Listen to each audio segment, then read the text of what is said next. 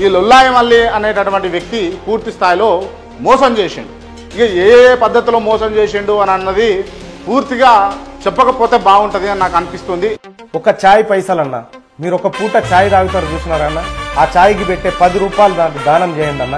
ఆ పార్టీలకి నుంచి ఈ పార్టీలకు దుంకుడు, ఈ పార్టీలకి నుంచి ఆ పార్టీలకు దుంకుడు, అప్పుడే నేర్చుకోండి ఇవన్నీ విద్యలు కూడా.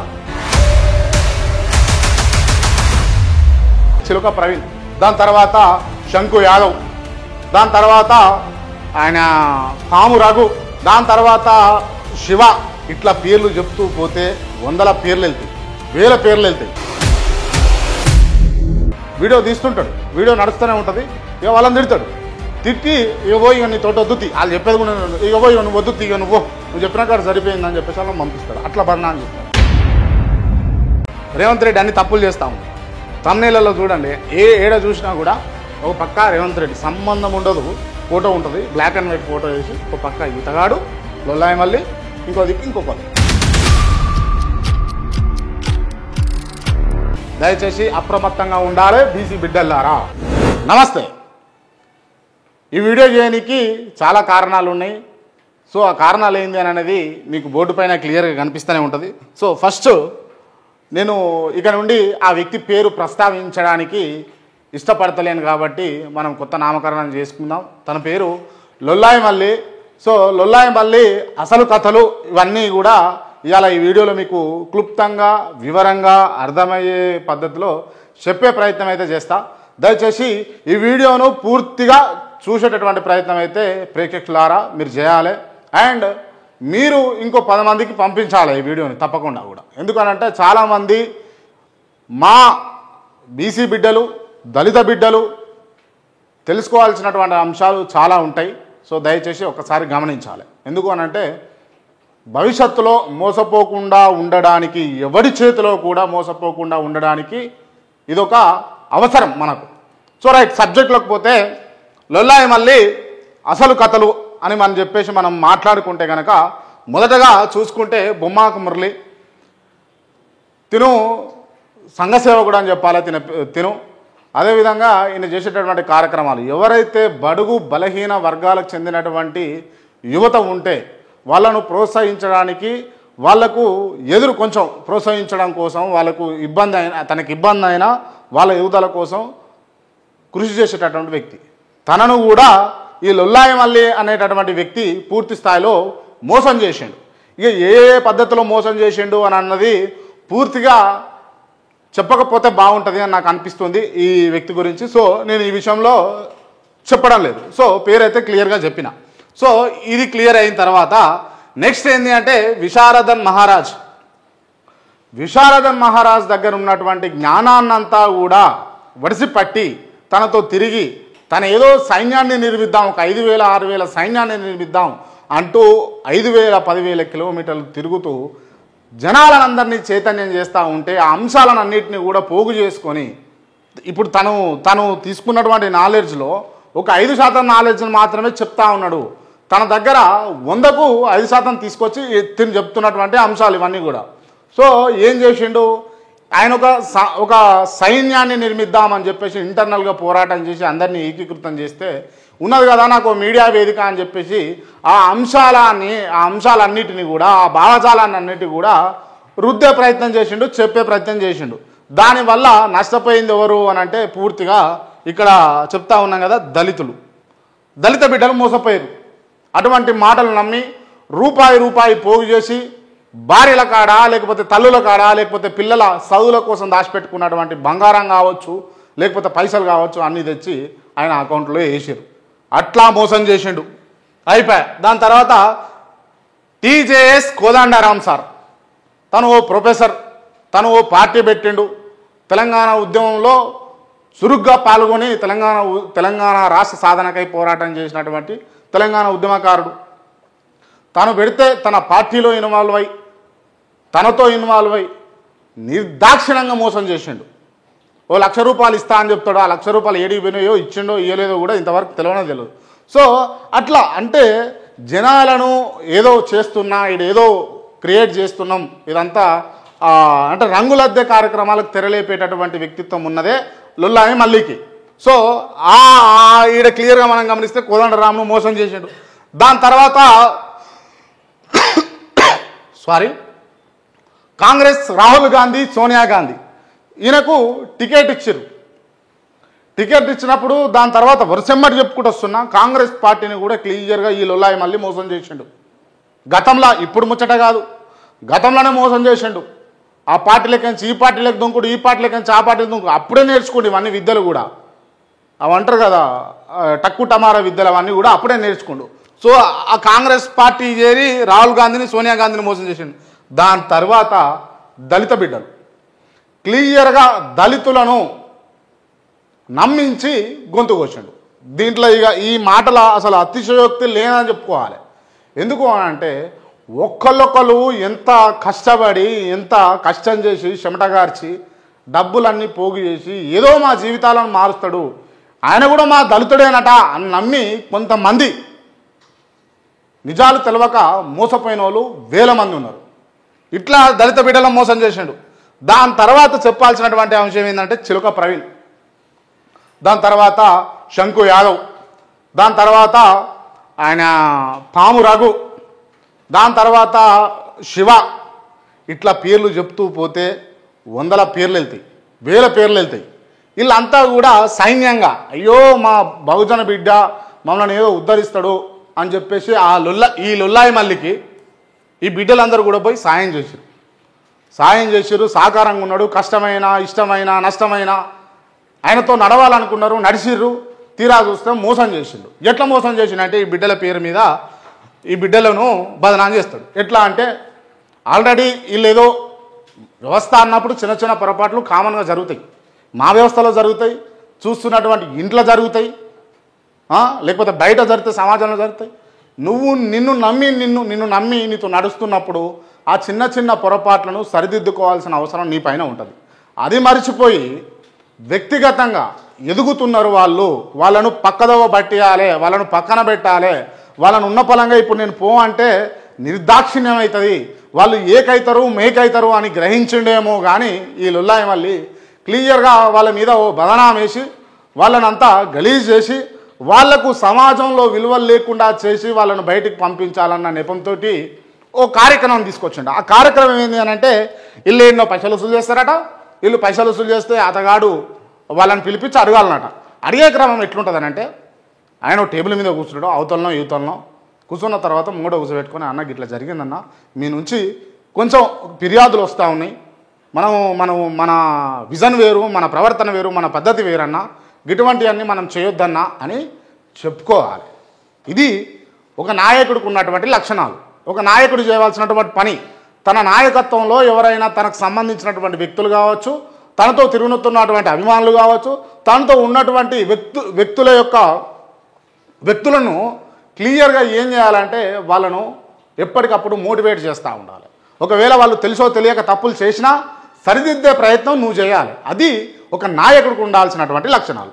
ఏం చేస్తాడు ఈయన అని అంటే ఆల్రెడీ ఒకటి చెప్తాడు, నువ్వు కెమెరా పట్టుకోరా ఫోన్లో వీళ్ళని తిడుతుంటా, ఆ వీడియో మళ్ళీ మనం అప్లోడ్ చేసుకోవాలి, మనం వీళ్ళని బదనాం చేయాలి. ఎందుకు అని అంటే వీళ్ళు ఉన్నారనుకో మనకు ఇబ్బంది అవుతుంది, చాలా ఇబ్బంది అవుతుంది, మనం ఇబ్బంది పడాల్సి వస్తుంది, మన వల్ల కాదు వీళ్ళని బేరు చేయడము. ఎందుకు అని అంటే నేనే ఒక రాజుని అవుదాం అనుకుంటున్నా, మళ్ళీ కూడా వీళ్ళు రాజుల లెక్క తయారవుతా ఉన్నారు, నా వల్ల కాదని చెప్పేసి అనుకున్నాడు కావచ్చు. ఇక ఆయనకు కెమెరా పట్టుకొని నువ్వు చెప్పు, నేను తిడుతుంటా, వీళ్ళని వేస్తుంటా, ఆ వీడియో మనం అప్లోడ్ చేసి మళ్ళీ బదనాం చేయాలని. సో అదే క్రమంలో ఏం చేసిండు అని అంటే క్లియర్గా క్యాబిన్లో పిలిపించుకొని మాట్లాడుతుంటాడు, ఒక వీడియో తీస్తుంటాడు, వీడియో నడుస్తూనే ఉంటుంది. ఇక వాళ్ళని తిడతాడు, తిట్టి ఇగో ఇక నీ తోట వద్దు, వాళ్ళు చెప్పేది కూడా ఇగో ఇక నువ్వు వద్దు, ఇక నువ్వు చెప్పిన కాడ సరిపోయిందని చెప్పేసి వాళ్ళని పంపిస్తాడు. అట్లా బదనాం చేస్తాడు అలా. ఇది నిజంగా తప్పే జరిగింది. జరిగినప్పుడు ఆ వ్యక్తులను నువ్వు చేరదీసి వాళ్ళకి అండగా నిలబడి అన్న నీ వల్లకి తప్పు జరిగిందన్న, దయచేసి ఇది రిపీట్ చేయకు, నీ దండం పెడతా, నీ కాళ్ళు మొక్కుతా అని చెప్పేసి నువ్వు బతిలాడుకోవాలి. ఎందుకంటే నేను నమ్మిరు కదా, నేను నమ్మి 1-2 సంవత్సరాల కాలం పాటు నీతో తిరిగిరు కదా, నీ ఎలక్షన్లలో క్యాంపెయినింగ్ చేసిరు కదా, నువ్వు ఏసీ రూములలో లేకపోతే నువ్వు లగ్జరియస్గా ఉంటే వాళ్ళు నడి రోడ్డు మీద వన్నారు కదా. అటువంటి విలువలు వాళ్ళకి ఇవ్వాలి, తప్పకుండా ఇవ్వాలి. తప్పులు జరుగుతాయి, సరిదిద్దాల్సినటువంటి బాధ్యత నీ పైన ఉంటుంది. ఎందుకు అనంటే ఒక కొడుకు తప్పు చేస్తే ఇమ్మీడియట్గా తండ్రి ఇంట్లోకి చెలగొట్టాడు. ఎందుకంటే పూర్తిగా తనను ఓన్ చేసుకుంటాడు కాబట్టి నన్ను నమ్మిండు నాతో ఉన్నాడు అని చెప్పేసి అనుకుంటాడు. లేకపోతే నేను తీర్చిదిద్దాలే పొరపాట్ల అనేది కామన్ అనుకొని ఆ తండ్రి కొడుకు ఈతోపదేశం చేస్తాడు. బిడ్డ ఇది తప్పు బిడ్డ, ఇది కరెక్ట్ బిడ్డ, ఇది గిట్ల పోవాలి, దారికి మంచిది కాదు, ఈ దారి మంచిది కాదు. అది నువ్వు ఒక తండ్రి స్థానంలో ఉండి దిశానిర్దేశం చేయాల్సినటువంటి వ్యక్తివి వీడియోలు తీసి ప్రాపగండ చేసి ఆగమాగం చేసి గతరగతరి చేసి గాయి చేస్తే నిన్ను లుల్లాయి మళ్ళీ అని అంటారు. దయచేసి గుర్తుపెట్టుకో. రైట్. ఇప్పుడు ఈ దళిత బిడ్డల గురించి, వీళ్ళు ఇద్దరు దళిత బిడ్డలే, మళ్ళా వీళ్ళిద్దరు కూడా దళిత బిడ్డలు. ఇట్లా దళిత బిడ్డలను బీసీ బిడ్డలను, శంకు యాదవ్ ఒక బీసీ బిడ్డ, పాము రఘు ఒక బీసీ బిడ్డ, బొట్టు శివ ఒక బీసీ బిడ్డ, ఇట్లా పేర్లు చెప్తా పోతే 100 పేర్లు వెళ్తాయి. 100 పేర్లు. నష్టపోయిన వాళ్ళందరూ ఫోన్లు చేసి అడుగుతా ఉన్నారు, అన్నా మాకు వేదిక కల్పించి మేము మాట్లాడతామన్నా, మళ్ళా బీసీ బిడ్డలను మోసం చేసేటందుకు మళ్ళీ ముందుకు వస్తున్నాడు అని చెప్పేసి. సో ఇట్లా మీరు రాకండి, మిమ్మల్ని ఏ రకంగా ఇబ్బంది పెట్టేటటువంటి ప్రయత్నాలు అయితే జరుగుతాయి. దయచేసి మీరు రాకండి అని చెప్పేసి వాళ్ళకి చెప్తా ఉన్నాం. ఖచ్చితంగా మీ తరపు నుంచి మేమైతే పోరాటం చేస్తాం, ఖచ్చితంగా మా వాయిస్ వినిపిస్తాం. ఎందుకు అని అంటే విషయం ఏంటంటే ఇక్కడ వీళ్ళందరూ కాదు మ్యాటర్, వీళ్ళందరూ మ్యాటరే కాదు. అసలు మ్యాటర్ ఏంది అని అంటే, అసలైన విషయం ఏంది అని అంటే బీసీ బిడ్డలు, బహుజన బిడ్డలు, వాళ్ళ గురించి మనం క్లియర్గా మాట్లాడుకుందాం. దాని తర్వాత ఏం జరిగింది అని అంటే బీజేపీ భారతీయ జనతా పార్టీ దాన్ని ఇది రషీద్ కాదు, ఇది రస్సీ కాదు ఇది అని చెప్పేసి రస్సీ అంటాడు, రషీద్ అంటాడు, ఇంకేదేదో అంటాడు. మొత్తానికి దాన్ని ఆగం చేసిండు. జైల్లో ఉన్నప్పుడు జైలు కాడికి వచ్చి వివరాలు తెలుసుకొని బెయిల్ వేసి బయటకు తీసుకొచ్చిన వ్యక్తి అరవింద్, ఎంపీ అరవింద్ గారు. తనను మోసం చేస్తేవి, నమ్మి నీకు సభ్యత్వం కల్పించి నిన్ను ఆ ఢిల్లీకి తీసుకుపోయి జాయిన్ చేసుకున్నటువంటి బీజేపీని మోసం చేస్తేవి, పార్టీలను మోసం చేస్తేవి, నేషనల్ పార్టీ అయిన కాంగ్రెస్ను, నేషనల్ పార్టీ అయిన బీజేపీని రెండింటినీ మోసం చేస్తేవి. అయిపోయా. ఈ అంశం పక్కన పెడితే ఈ ఆర్టీఆర్ ముచ్చట మనకు తెలిసిందే, ఈ 7200 ముచ్చట మనకు తెలిసిందే. ఈ టీపీఆర్ అంటే తెలంగాణ పరిరక్షణ పార్టీ అనో ఇంకేదో అనో, అది పేరు కూడా యాదికి లేదు సరిగా. జైలు నుంచి బయటికి రాగానే పెడితే వీళ్ళున్నాయి, మళ్ళీ దాని పని కథం చేస్తేవి. దాని పద్ధతి తెలియదు, దాని ఊసు తెలియదు, దాని బైలాస్ ఏందో కూడా తెలియదు, దాన్ని కథం పట్టిస్తేవి. దాని తర్వాత దాసరి భూమయ్య అనేటటువంటి వ్యక్తి ఆ పార్టీ అధ్యక్షుని పెడతా అన్నా, నిన్ను పెట్టి ఈ పార్టీ అధ్యక్షుని నువ్వే ఉంటావు, నీకో టికెట్ వస్తుంది నాకో టికెట్ వస్తుంది అని చెప్పేసి ఈ ఎవరైతే ఈ భూమయ్య అనేటైనాను ఆయనను వాడితివి బీభత్సంగా. ఎట్టెట్లా వాడాలనో ఒక వ్యక్తిని అట్లట్లా వీళ్ళందరినీ కూడా అట్లనే వాడిండు. బొమ్మక్ మురళిని, విశారదన్ మహారాజును, కోదండ రామును, రాహుల్ గాంధీ, సోనియా గాంధీ, కాంగ్రెస్ పార్టీ, దళితులు, మాలలు, మాదుగులు, Chandu, Chiluka Praveen, BJP Arvind, RTR 7200, TPR party అంటివి, భూమయ్య అంటివి, అందరినీ ఎవరెవరిని ఏ విధంగా వాడాలనో ఆ విధంగా పూర్తి స్థాయిలో వాడిండు. అయిపోయింది, చాప్టర్ క్లోజ్. దాని తర్వాత ఇప్పుడు రేవంత్ రెడ్డి తెలంగాణ రాష్ట్ర ముఖ్యమంత్రి వర్యులు కాకముందుకు కాంగ్రెస్ పార్టీలో జాయిన్ అవ్వడం కోసం కాంగ్రెస్ పార్టీకి అంటే సపోర్ట్గా నిలబడుతూ ఈ లొల్లాయి మళ్ళీ పూర్తి స్థాయిలో కాంగ్రెస్ పార్టీని ఆగం చేస్తామన్నట్టుగా కాంగ్రెస్ పార్టీని అంటే ఒక రకంగా బూచిగా చూపించే ప్రయత్నం చేసిండు. అదే మళ్ళీ ఏంది నీతోటి అవుతా, నీకంటే కేసీఆర్ మేలన్ను రేవంత్ రెడ్డిని క్లియర్గా. కోమటిరెడ్డి వెంకటరెడ్డిని పంగల్ జీరి కట్టాలని అన్ను ఒక అంటే మంత్రి, ఇప్పుడు మంత్రి అయ్యిండు. సో బహుశా నేనంటే మనభావాలు దెబ్బతింటుండొచ్చు, కానీ ఈ మాట అన్నాడు. పొన్నంను తిడితివి బీసీ బిడ్డ అయినా, కోమటిరెడ్డి వెంకటరెడ్డిని తిడితివి, ఉత్తమ్ కుమార్ రెడ్డిని తిడితివి, జగ్గారెడ్డిని తిడితివి, అందరినీ తిడితివి. అయిపోయా. ఇవాళ మళ్ళా అందరినీ జోకుతున్నాడు. మీరు ఒకసారి గమనించాలి, ఎలక్షన్ల టైంలో బహుశా ఎలక్షన్ల టైము ఈ లొల్లాయి మళ్ళీ కూడా క్యాంపెయినింగ్ చేస్తూ ఉన్నాడు, తిరుగుతూ ఉన్నాడు, బాగానే ఉన్నది. దాని తర్వాత ఆ టైంలో ఏదైతే మార్నింగ్ న్యూసో లేకపోతే ఎక్సెట్రా తను చేసేటటువంటి వ్యవహారం, లొల్లాయి ముచ్చట్లు చెప్పేటటువంటి వ్యవహారం ఏదైతే ఉంటుందో దాంట్లో చూస్తే రేవంత్ రెడ్డి గారు అని అంటాడు. మా రేవంత్ రెడ్డి గారు, ఉత్తమ్ కుమార్ రెడ్డి గారు, కోమటిరెడ్డి వెంకటరెడ్డి గారు. అప్పుడు అంటే విపరీతమైనటువంటి గౌరవం, విపరీతమైనటువంటి ప్రేమ, విపరీతమైనటువంటి అభిమానం వస్తుంది అప్పుడు. ఎందుకు అని అంటే భువనగిరి నుంచి ఎంపీగానన్నా పోటీ చేయాలి, లేకపోతే ఎమ్మెల్సీనన్నా కావాలి, లేకపోతే పట్టభద్రుల ఎమ్మెల్సీ నుంచి పోటీ అయినా చేయాలి. ఇన్ని కాన్సెప్ట్లు ఉన్నప్పుడు గారు ఖచ్చితంగా రావాల్సింది, వచ్చింది. అట్లా వచ్చిన తర్వాత పార్టీని అడ్డం పెట్టుకొని, పార్టీని ఆసరా చేసుకొని ఎమ్మెల్సీ అయితే తక్కువ మెజార్టీతో ఎమ్మెల్సీ అయినా తక్కువ. మొత్తానికి ఆయన ఇయ్యాల పరిస్థితి ఏంటంటే ఇప్పుడు ముఖ్యమంత్రి గారు నేను చెప్తే మీకు ఎక్కుతలేదు, ఈ కాడికి వచ్చింది. ఇక రేవంత్ రెడ్డి గారు నేను చెప్తే మీకు ఎక్కుతలేదు, నేను చెప్తే మీరు అర్థం చేసుకుంటలేరు. రేవంత్ రెడ్డి అన్ని తప్పులు చేస్తూ ఉన్నాడు. తమ్నేళ్లలో చూడండి, ఏడ చూసినా కూడా ఒక పక్క రేవంత్ రెడ్డి సంబంధం ఉండదు, ఫోటో ఉంటుంది, బ్లాక్ అండ్ వైట్ ఫోటో వేసి ఒక పక్క ఈతగాడు లొల్లాయి మళ్ళీ ఇంకో దిక్కు ఇంకొకరు ఇట్లా పెట్టి ఏంది అని అంటే నేను అంటే అడుగుతున్నా అన్నట్టుగా, అడిగేది లేదు చేసేది లేదు, ఆడ అంత ఆగమాగం పట్టించుడు బెదిరించుడు అన్నట్టు. ఇంటర్నల్గా ఏంది అని అంటే ఇప్పుడు కాంగ్రెస్ పార్టీ చుచ్చు పోసుకొని వచ్చి అయ్యా నువ్వు అట్లా మాట్లాడకయ్యా రా, మీరు రండి, మీరు వచ్చి మీరు మా క్యాబినెట్లో కూర్చోవాలి అని చెప్పేసి పిలవాలన్నట్టు. పిలిస్తే ఇక బీసీల ఉద్యమం లేదు, బీసీ కార్డు లేదు, బీసీ ముచ్చట లేదు, బీసీ వ్యవహారం లేదు, కులాలు లేవు, ఈ ఎకనామికల్ వీకర్ సెక్షన్ లేదు, ఇంకేముండదు. ఇక అంతా ఎట్లా పోతుంది అంతా దయచేసి గమనించాలి. ఇప్పుడు పాయింట్కి వస్తున్నాయి, ఇక ఆడికే వస్తాయి. ఇప్పుడు ఇది Congress party and Revanth Reddy and Congress party లీడర్ల పరిస్థితి.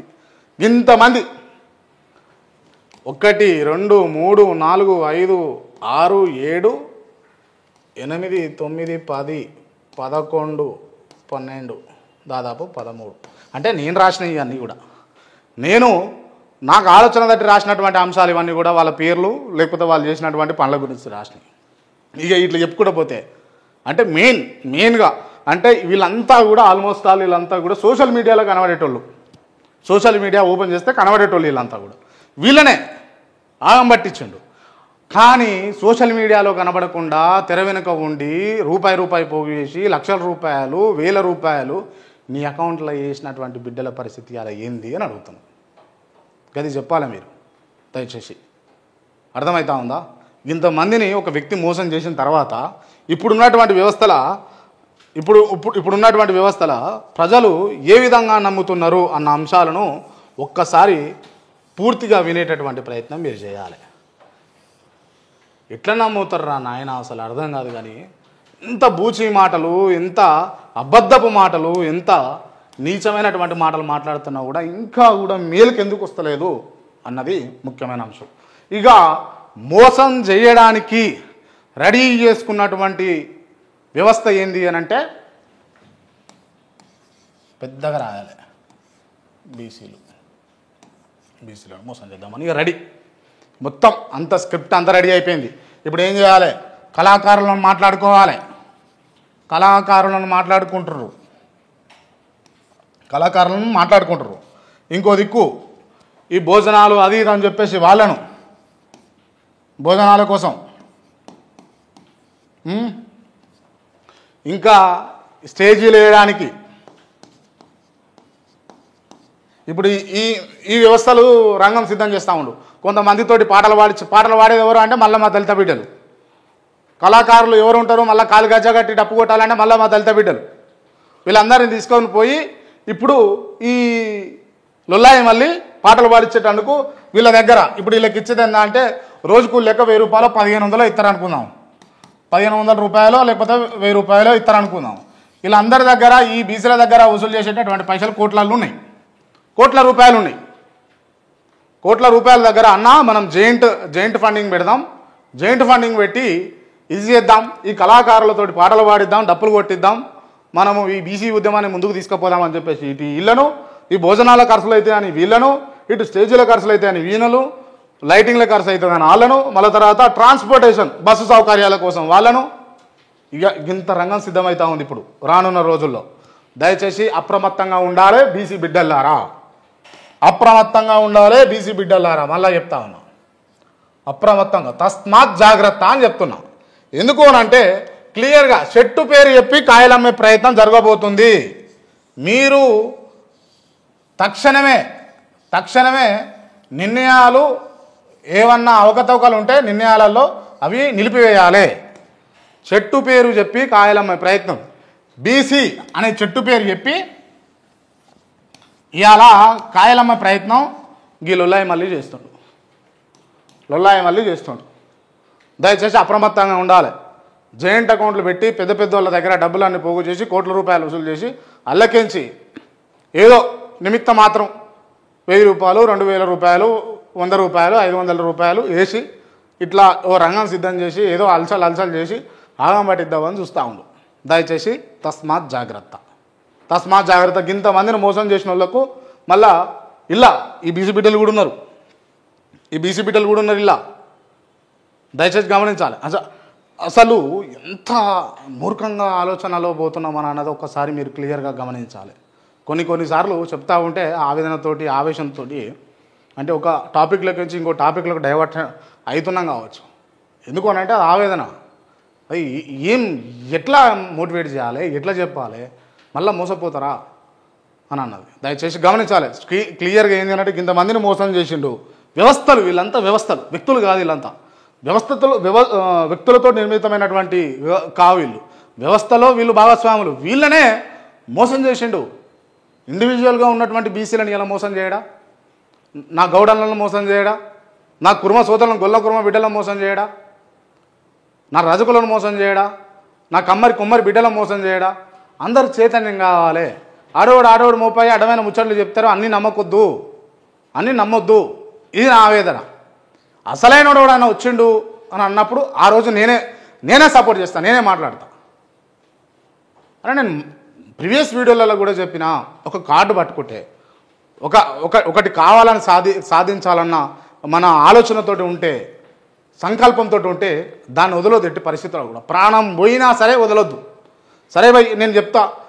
తెలంగాణ ఉద్యమం కోసం చాలామంది ఉద్యమకారులు ఉన్నారు, ఇన్వాల్వ్ అయ్యారు, విద్యార్థులు అయ్యారు, ఉస్మానియా విద్యార్థులు వచ్చారు, చాలామంది ప్రొఫెసర్లు, అడ్వకేట్లు, డాక్టర్లు, పిల్లలు, పెద్దలు అందరూ వచ్చారు. అన్ని వ్యవస్థలతోటి ముందుకు వచ్చారు.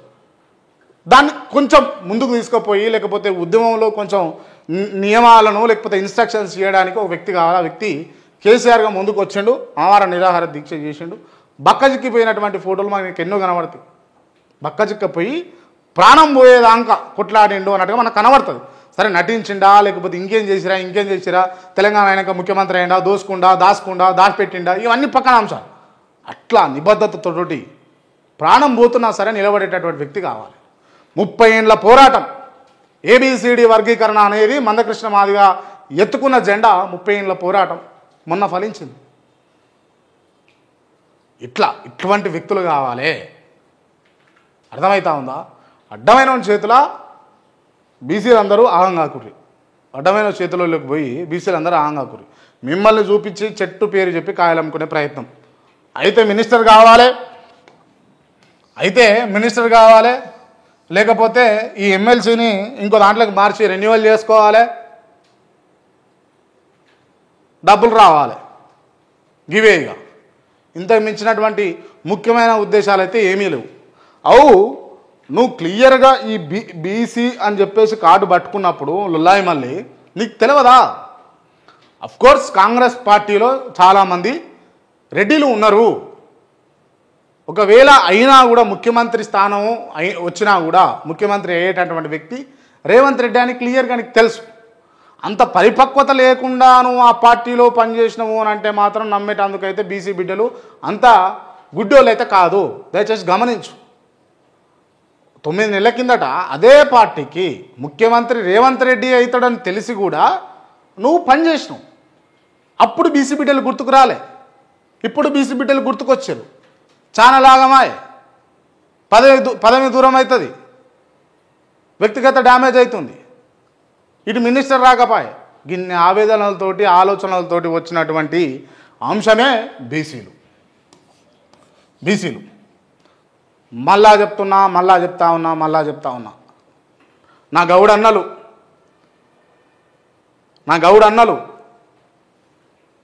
గొల్ల కుర్మ బిడ్డలు, నా రజక సోదరులు, నా కుమ్మరి బిడ్డలు ఎట్టి పరిస్థితిలో ఈ వ్యక్తి చేతిలో మోసపోవద్దు. ఈ లుల్లాయి మళ్ళీ చేతిలో మోసపోవద్దు. చైతన్యం కావాలి, ముందుకు రావాలి. ప్రతి ఒక్కరు కూడా పాల్గొనాలి.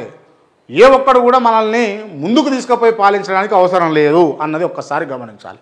అండ్ ఇంకొక అంశం ఏంటి అని అంటే, ఈ 56% ఉన్నటువంటి బీసీలలో మరి ఈ లుల్లాయి మళ్ళీ చెప్పుకునేటటువంటి అంశాలకు సంబంధించి మాట్లాడుకుంటే తన కేటగిరీకి సంబంధించినటువంటి వ్యక్తులు ఉన్నది ఎంత అంటే 6% మాత్రమే. అంటే 56% ఉన్నటువంటి బీసీ వర్గాలకు ప్రాతినిధ్యం వహించేది 6% ఉన్నటువంటి ఒక వ్యక్తి. ఎందుకు జాజుల శ్రీనివాస్ గౌడ్ ఏమైపోయాడు? జాజుల శ్రీనివాస్ గారు మీరు ఏమైపోయారు? మీరు లేరా? పృథ్వీరాజ్ గారు మీరేమైపోయారు? మీరు లేరా? ఈటల రాజేందర్ గారు మీరేమైపోయారు? మీరు లేరా? ఏమైపోయారు? వీళ్ళు రావాలి, ఇటువంటి వాళ్ళు రావాలి. నిస్వార్థంగా పనులు చేసేటోళ్ళు, రూపాయల కోసం, డబ్బుల కోసం, లేకపోతే పదవుల కోసం పనిచేసేటోళ్ళు కాదు, నిస్వార్థంగా జాతుల కోసం పనిచేసేటోళ్ళు రావాలి. అప్పుడే ఖచ్చితంగా బీసీ ఉద్యమానికి, బీసీ రిజర్వేషన్లకు, బీసీల హక్కులకు న్యాయం జరుగుతుంది. జై హింద్.